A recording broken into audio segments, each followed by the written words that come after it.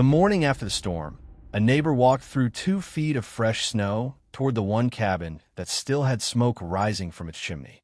Not desperate smoke, not the thick, frantic plume of a man burning everything he owned just to stay alive through the night. Calm smoke, steady, almost lazy. Inside, the fire had barely been touched since midnight. 3 days. Winds that local accounts described as coming in sideways off the ridge, dropping temperatures to minus 22 degrees Fahrenheit. Every other structure in that hollow had burned through its entire week's supply of firewood in less than 48 hours. 2 families had abandoned their cabins entirely, seeking shelter with relatives further down the valley. One man lost 3 fingers, not to frostbite in the open, but inside his own home. And yet this one cabin sat there, almost indifferent to the storm. What was different about it? Not the wood it was built from, not the stove inside, not the roof, not the chimney, not the caulking between the logs. The difference was something that every single person in that community had already seen, had walked past, pointed at, and laughed about for weeks before the blizzard arrived. Something they called a waste of time, a foolish project. The kind of thing a man does when he doesn't understand how winters actually work. They were wrong. Catastrophically, measurably, undeniably wrong. And the proof was sitting right there in the snow, a ring of stacked stone around that cabin, dark and solid and completely unmoved, while everything around it had surrendered to the cold. What that wall was actually doing, what was physically happening in the space between those stones and the cabin's wooden walls, is the kind of engineering that doesn't show up in textbooks. It was never patented, never formally taught, but worked. And this is the story of how it was built, why it was ridiculed, and what the blizzard finally forced everyone to understand. If you're watching this from somewhere cold, drop a comment below and tell us where you're from. And if you've never subscribed, now's a good time. This is exactly the kind of story we tell here. His name was Caleb Drent, and in the autumn of 1887, he did something that no one in the settlement of Harrow's Fork had ever seen before. He didn't reinforce his roof. He didn't haul an extra firewood. He didn't pack mud into the gaps between his logs the way everyone else did before the first hard freeze.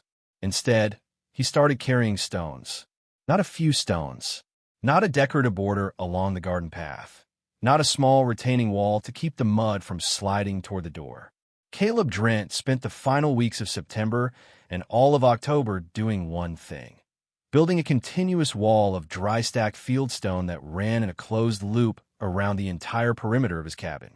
Every morning, before the light fully came over the eastern ridge, he was already out there, picking, hauling, placing.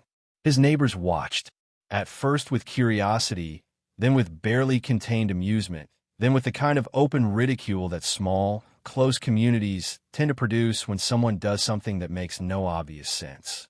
"He's building a fort," one man reportedly said, loud enough to be heard from the road. A woman who lived 2 lots over later recalled, in what local historical records describe as a casual remark repeated many times, that the whole project looked like a man tried to put a fence around a fence. "What's the wall supposed to keep out?" she remembered asking. "The cold doesn't care about rocks." She wasn't being cruel. She was being logical by every standard the community had been taught. Wood kept you warm. Fire kept you warm. Thick walls kept you warm. A freestanding ring of stone outside your cabin, open to the sky at the top, and clearly not attached to anything. That was not a heating strategy. That was an eccentricity. A hobby, maybe. A waste of time, definitely. But Caleb kept working. By mid-October, the wall had reached roughly 5 feet in height along the south and west faces of the cabin, the sides most exposed to the prevailing wind that came howling down through the gap in the ridge every winter. Along the north face, he pushed it to nearly 6 feet. The wall ran approximately 3 feet away from the cabin's exterior log walls at its closest point, and no more than 4.5 feet at its widest. Not a large space, not a dramatic distance, just enough room, as he would later explain to anyone who asked, for the air to settle. No one knew what that meant. Most didn't ask twice. The fieldstone he used came almost entirely from the creek bed that ran along the eastern edge of his property, a mix of limestone and dense sandstone that he had spent 2 summers quietly accumulating in a rough pile near the woodshed. Local accounts suggest he had been planning this for at least 18 months. He had not arrived at this idea impulsively. He had thought it through, slowly and carefully, in the way that men in isolated places sometimes do, without anyone to discuss it with, working through the physics by memory and instinct and something inherited that he couldn't quite name. The base of the wall went into the ground. Not deep, perhaps 10 to 12 inches below grade, but enough to anchor the first course of stone and create a continuous seal between the bottom of the wall and the frozen earth. He packed the gap between the wall's base and the cabin's log sill with a mixture of wood, ash, and clay. Tight, deliberate. When the last stone was set in early November, the cabin sat inside its ring of field stone like something armored. From the road, it looked strange, overdone, a little medieval, one visitor apparently said. The first frost came the following week. Caleb didn't rush to the woodpile. Nobody understood why. Not yet. What Caleb Drent built was not complicated. That was perhaps the most unsettling part of it. Once you understood the engineering, the simplicity of the construction became almost embarrassing. There was no mortar, no timber framing, no specialized tools, just stone, gravity, and a set of decisions made in a very specific sequence that most builders of his era simply never thought to make. The foundation course was the most critical element, and the one Caleb spent the most time getting right. He dug a shallow trench, between 10 and 12 inches deep, that followed the perimeter line he had staked out in late September. Into that trench went the largest, flattest stones he had pulled from the creek bed, dense limestone slabs, some of them weighing close to 80 pounds each, set tightly side by side with their broadest faces down. The goal was not decoration. The goal was continuity, an unbroken barrier at ground level that would prevent the one thing most frontier builders never thought about: cold air infiltrating from below. We will return to that point. It matters more than almost anything else in this story. Above the foundation course, Caleb built upward using a method that dry stone wallers had refined over centuries in the British Isles and Scandinavia. A method brought across the Atlantic in the muscle memory of immigrants who had learned it not from books, but from watching their fathers and grandfathers do it on hillsides in Scotland and Norway. The principle is simple. Each stone must bear on two stones below it, never just one. Joints must be staggered. The wall must be slightly wider at the base than at the top, what builders call a batter, so that gravity pulls inward rather than outward. Caleb's wall ran approximately 18 to 20 inches thick at the base, tapering to about 14 inches at the top course. The height varied by face, roughly 5 feet on the south and east, nearly 6 feet on the north and northwest, where the ridge wind arrived with the most force. He set the capstones, the flat stones that crown a dry stone wall, and locked the upper courses against frost heave, with particular care, fitting them tightly enough that a grown man could have walked along the top without displacing them. The spacing between the outer wall and the cabin's log exterior was maintained at a consistent 3 to 4 feet. This was not arbitrary. Caleb had observed, over 2 previous winters in that cabin, that the wind didn't simply push cold air against the walls. It dragged it along the surface at speed, stripping heat from the wood in the same way that blowing on a hot coal makes it burn faster.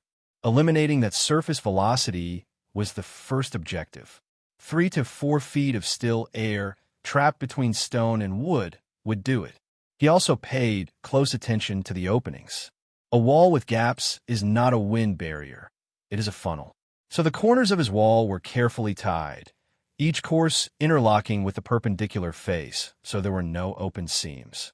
The single gap he left, a narrow passage on the east face, just wide enough for a man to walk through sideways, was sheltered by a short offset section of wall that acted as a wind baffle, preventing direct airflow from entering even through the access point.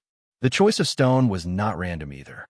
Limestone and dense sandstone both carry relatively high thermal mass compared to lighter volcanic rock or shale. Over the course of a day, exposed to even weak winter sunlight and the radiant heat leaking from the cabin's walls, those stones would absorb energy. Come nightfall, they would begin to release it, slowly, steadily, over 6 to 8 hours, back into the air gap between wall and cabin. This was not a dramatic effect. It was subtle, but subtlety, compounded over a winter of cold nights, adds up to something measurable. Caleb Drent did not have the vocabulary to explain convection coefficients or thermal diffusivity, but he had watched enough winters to know that stone holds heat longer than wood, longer than air, and far longer than nothing at all. He built accordingly. The total weight of stone in that wall has been estimated, based on its approximate dimensions and the density of local limestone, at somewhere between 18,000 and 24,000 pounds. Nearly 12 tons of rock, set by one man over the course of 6 weeks, one stone at a time. He finished 3 days before the first measurable snowfall of that winter. Here is what nobody standing outside that cabin could see, no matter how long they looked at it. Between the outer face of Caleb's stone wall and the log exterior of the cabin, there was a corridor of air approximately 3 to 4 feet wide, running continuously around all 4 sides of the structure. Open to the sky above, sealed at the ground below, and completely sheltered from wind on all 4 flanks by the stone wall itself. To the casual observer, this space seemed like wasted ground. An oversight, maybe, an awkward gap that served no purpose other than to make the whole construction look slightly absurd. But inside that gap, invisible, undetectable, unseen, something was happening that would determine whether the cabin survived the winter efficiently or struggled through it in waste and cold. The air in that corridor was not moving. That fact, unremarkable on its surface, was the entire point. When wind strikes a building directly, it does something that most people never think about. It creates what physicists call forced convection. The moving air pulls heat away from the surface of the wall far more aggressively than still air ever could. A log cabin wall that loses heat at a certain rate on a calm night will lose that heat 2, 3, sometimes 4 times faster when a 25-mile-per-hour wind is dragging across its surface. The wall doesn't change. The temperature outside doesn't change. Only the air movement changes, and that alone can cut the effective insulating value of the wall nearly in half. Caleb's stone barrier stopped that process entirely. By the time the wind cleared the top of the 6-foot wall and curled downward into the corridor below, it had lost almost all of its velocity. The air in the gap became what engineers today would call a dead air space, essentially stagnant, unable to carry heat away from the cabin walls at any meaningful rate. The log walls were still exposed to cold air, yes. But cold still air is a fundamentally different opponent than cold moving air. Still air is manageable. Still air can be held at bay by the natural resistance of dense wood. Moving air cannot. There is a second effect, less obvious but equally important. The stone wall itself, facing the wind from the outside, became a surface that absorbed the brunt of the convective stripping. The outer face of the limestone took the punishment.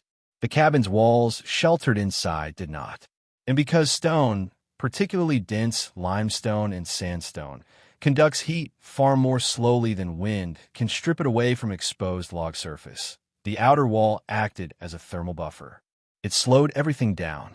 It gave the system time. During the day, even weak winter, sunlight warmed the stone. The dark, rough surface of fieldstone absorbs solar radiation efficiently, far more efficiently than pale, smooth-hewn log walls. That absorbed warmth accumulated in the mass of the stone, spreading inward through those 18 inches of wall, arriving at the inner face hours later, when the sun was already gone and temperatures had begun their nightly drop. Then, slowly, the wall gave it back. Not dramatically, not enough to heat the corridor to comfort, but enough to keep the air gaps several degrees warmer than the ambient outdoor temperature throughout the night. Estimates based on comparable structures suggest a differential of somewhere between 8 and 14 degrees Fahrenheit inside the corridor versus open-air conditions. That modest temperature buffer reduced the heat gradient across the cabin's log walls, and a reduced gradient means reduced heat loss. Reduced heat loss means less firewood burned. Less firewood burned means a family makes it through February. This is what the community outside couldn't see. They saw the wall. They didn't see the physics. They saw stone. They didn't see a system. And systems, by their nature, only reveal themselves when they're tested. There is a vulnerability in every log cabin that no amount of firewood can fully overcome. It is not the roof, despite what most people assume. It is not the gaps between the logs, though those matter too. It is the base, the zone where the bottom course of logs meets the ground, where the sill sits on the foundation, where the earth itself becomes a conduit for cold. Cold air is dense. It falls.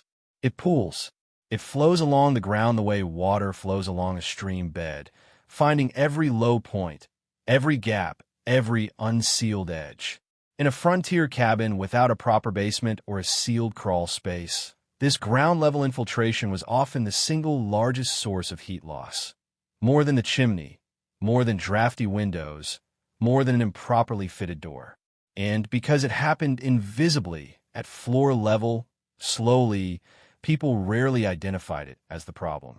They just noticed that their feet were always cold, that the fire never quite seemed to be enough, that the temperature near the floor was always 5 or 6 degrees lower than the temperature at head height.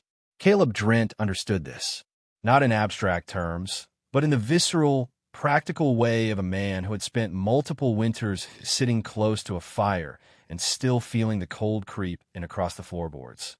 When he dug the foundation trench for a stone wall, he dug it with this specific problem in mind. The trench went down 10 to 12 inches below grade, below the depth at which surface frost typically penetrated that particular hillside, and the first course of stone was set directly into the earth, with the gaps between stones packed tightly with a mixture of clay and wood ash. This packing served two functions simultaneously. It prevented water infiltration that could destabilize the wall through freeze-thaw cycling, and it created a physical barrier against the flow of cold air at ground level. But the trench alone was not the complete solution. Along the interior face of the wall, the side facing the cabin, Caleb added a secondary seal. He banked a continuous ridge of compacted earth and ash against the base of the stone, sloping it upward from the ground to the first course of the wall, creating what amounted to a buried skirt that connected the wall's foundation to the soil of the corridor floor. This earthen bank, pressed tight against the stone, eliminated the gap where cold air would otherwise have been able to creep under the wall and enter the protected corridor from below. The corridor floor itself, that 3 to 4 foot strip of ground between the wall and the cabin, was not left bare. Local accounts suggest Caleb covered it with a layer of dry leaves compacted under a thin course of small stones, creating a rudimentary ground insulation that prevented the frozen earth directly beneath the cabin's foundation from acting as a direct cold sink. It was a small detail, but small details in the architecture of winter survival are rarely small in their consequences. The result of these combined measures was a foundation zone that behaved in a fundamentally different way from every other cabin in the settlement. While neighboring structures leaked cold air from the ground up, forcing families to pile rugs and hides on their floors in a constant losing battle, Caleb's cabin was sealed at its most vulnerable point. The cold air that pooled in the hollow each night, the dense, heavy air that settled toward the ground and sought every opening in every structure it could find, met a continuous barrier of stone, clay, and packed earth. It found no way in. The floor of the cabin remained, by various accounts, noticeably warmer than was normal for a structure of that size and construction, particularly in the corners near the sill logs, which in most frontier cabins were the first to show frost penetration on bitter nights. In Caleb's cabin, those corners stayed dry throughout the winter.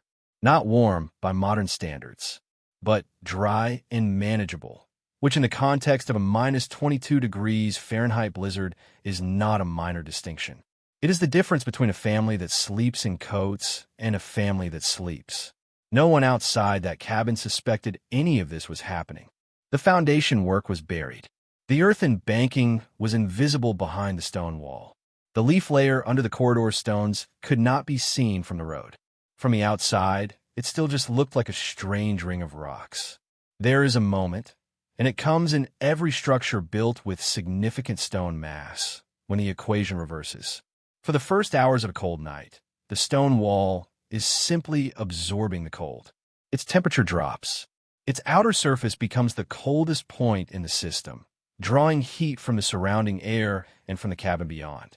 During this phase, the wall feels like a liability, a passive object, something merely sitting there, doing nothing useful. But stone has a memory. Dense limestone and sandstone carry a thermal mass, a capacity to store and release heat that is profoundly different from wood or air. A cubic foot of dense sandstone holds roughly 4 to 5 times more heat energy per degree of temperature than the same volume of wood. What this means, in practical terms, is that once the stone has absorbed heat during the warmer parts of the day, it releases that heat extraordinarily slowly. The thermal clock of a stone wall runs at a fraction of the speed of the thermal clock of air. During the daylight hours, even the short, pale daylight of a northern winter, several things were warming Caleb's stone wall simultaneously.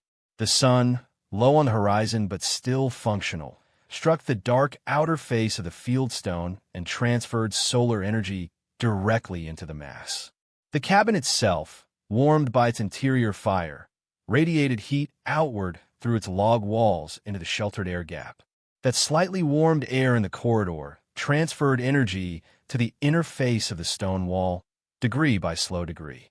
In the ground beneath the corridor, insulated by the leaf layer and protected from wind, held a temperature closer to the Earth's mean annual temperature than to the frigid surface air above it, contributing a modest but consistent thermal baseline to the enclosed space. All of this accumulated, silently, invisibly, over the course of hours. Then the sun set. The fire in the cabin dropped to embers. The outside temperature began its nightly plunge. At Harrow's Fork, that drop could be rapid and brutal, falling 15 or 20 degrees in the first 2 hours after dark. And here is where the stored energy in 12 tons of fieldstone began to matter in a way that could be felt. The inner face of the stone wall, the face looking into the corridor, began to radiate. Not dramatically, not like a furnace. The effect was gentle, steady, and sustained over a period of between 6 and 10 hours, depending on conditions. But the radiation from that inner stone face kept the air in the corridor measurably warmer than the open outdoor air. Again, estimates from comparable structures suggest a differential of 8 to 14 degrees Fahrenheit through the coldest hours of the night. And that warmer air in the corridor reduced the temperature gradient across the cabin's log walls.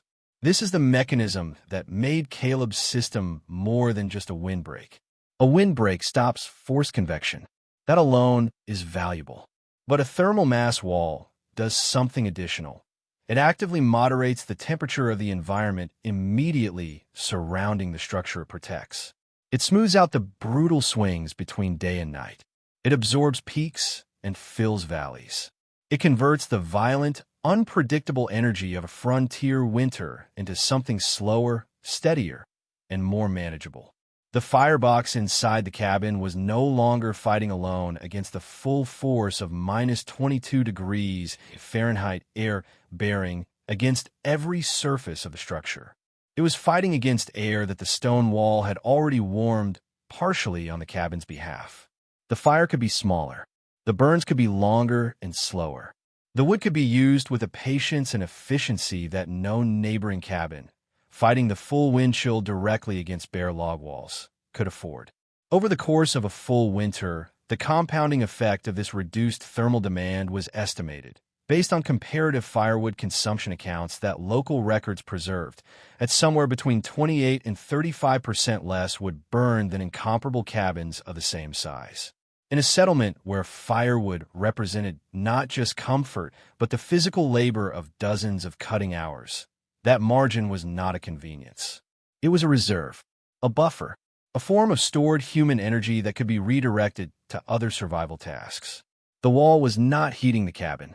The wall was defending the cabin's heat. And that distinction between heating and defending was the insight that 12 tons of fieldstone made undeniable. It arrived on a Tuesday night, without the gradual warning that most winter storms give. 1 hour the sky was the flat, pewter gray of a normal December evening at Harrow's Fork. The next, the wind had shifted north and everything changed. Local accounts from the period describe the onset as sudden enough that a man caught outside, finishing evening chores could feel In the space of a single minute, the temperature dropped by what felt like 10 degrees. The clouds came in low and fast. The first snow hit horizontally. By midnight, the temperature at the valley floor had fallen to minus 11 degrees Fahrenheit. By 3 in the morning, it had reached minus 17 degrees Fahrenheit. Before dawn broke, a dawn that brought no light, only a slightly paler shade of gray behind an impenetrable curtain of driven snow, the thermometer at the settlement's general store, the only one in the community, had dropped to minus 22 degrees Fahrenheit. The wind was recorded in the storekeeper's log, which survived, as sustained at roughly 30 miles per hour, with gusts that tore at anything exposed. At that wind speed and that temperature, the effective chill on any exposed surface was somewhere in the range of minus 50 degrees Fahrenheit. Not a number, a verdict. The blizzard held for 3 days. In those 3 days, the settlement of Harrow's Fork was transformed from a community into a collection of isolated survival situations, each cabin fighting its own private war against the cold. And those wars were not going equally. The Merritt family, whose cabin sat on an open lot with no tree cover on the northwest face, burned through their entire remaining firewood supply in 36 hours. By the second morning, they were burning furniture, a chair first, then the lower shelf of a cupboard, to keep the fire alive. The interior temperature of their cabin, measured by a small household thermometer that Mrs. Merritt had brought from her family home in Ohio, reportedly fell to 29 degrees Fahrenheit on the second night, despite a fire burning continuously. The Poulter cabin, better situated with a stand of white pines breaking some of the north wind, fared somewhat better, but still consumed wood at a rate that, had the storm lasted a fourth day, would have left them without fuel entirely. Oral accounts collected decades later describe the father waking every 2 hours through the night to feed the fire, sleeping in shifts with his wife so the stove was never left unattended. A third family, the Abbotts, abandoned their cabin entirely on the morning of the second day and made the dangerous half-mile walk to the home of relatives. The cold inside their structure had become, by their own description, indistinguishable from the cold outside. And then there was Caleb Drent's cabin. Caleb did not wake every 2 hours. Oral history preserved by a granddaughter, recorded in a county historical archive in the early 1940s, describes him waking once in the night, adding 2 substantial logs to the fire, and returning to sleep. His wife reportedly kept a small household thermometer hung on the interior wall opposite the stove. On the worst night of the blizzard, the third night, when the wind peaked and the outside temperature held at minus 22 degrees Fahrenheit from dusk to dawn, the thermometer read 51 degrees Fahrenheit at midnight and 46 degrees Fahrenheit by 5 in the morning. 46 degrees Fahrenheit. Inside a log cabin, during a 3-day blizzard at minus 22 degrees Fahrenheit outside. Not tropical, not comfortable by any modern standard, but survivable, manageable. A temperature at which a family could sleep without fear. A temperature that required a fraction of the firewood that the Merritts had burned to try to hold 29 degrees Fahrenheit with everything they had. When a storm broke on the afternoon of the third day and neighbors began moving between properties to check on one another, the first thing they saw at Caleb's cabin was the smoke, calm, steady, unhurried. And then they saw the wall, the stone wall that they had laughed at, standing exactly where it had always stood, dark and solid and entirely unmoved. The snow had drifted high on its outer face, piled against it by the wind. But inside the corridor between the wall and the cabin, the snow was shallow and undisturbed. The wind had never reached it. Several men stopped at the wall and stood there for a long moment without speaking. There was, by all accounts, nothing to say. The silence that followed that blizzard was its own kind of testimony. In communities like Harrow's Fork, winter was not an abstraction. It was not a season to be weathered philosophically. It was a direct, measurable test of every decision a man had made since the previous spring. The wood he'd cut, the gaps he'd sealed, the food he'd stored, the shelter he'd built. When the test came and the results were visible to everyone, there was no room for reinterpretation. The numbers spoke plainly. Caleb Drent had burned, by his own careful accounting, roughly 40% less firewood over the 3 days of the blizzard than the nearest comparable cabin in the settlement. He had maintained a livable interior temperature without round-the-clock fire tending. His family had slept. His floor had remained dry. His walls showed no frost penetration on the interior surface, a common and alarming sign in poorly insulated frontier cabins, where moisture from the interior air would freeze directly on the interface of the logs during extreme cold. The men who came to see him in the days after the storm did not come to congratulate him, exactly. That was not the custom. They came the way practical people come when something unexpected has happened. Quietly, with their hands in their pockets, looking at the wall with an expression that mixed reluctant acknowledgement with something closer to calculation. How thick is it? How far from the cabin? What kind of stone? Caleb answered every question without ceremony. He had not built the wall to prove a point. He had built it because he thought it would work, and it had, and that was the entirety of his position on the matter.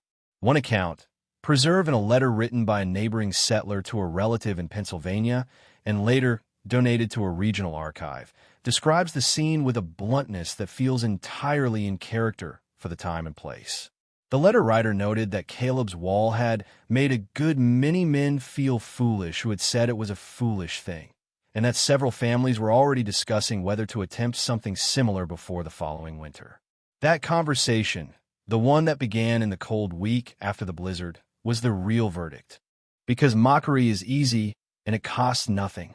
But a family that spent 2 nights sleeping in their coats next to a fire burning through their furniture, watching their thermometer drop toward freezing, had now been given a direct, personal, embodied education in the difference between what they assumed about heat and cold and what was actually true. That kind of education does not fade. It changes what you build next.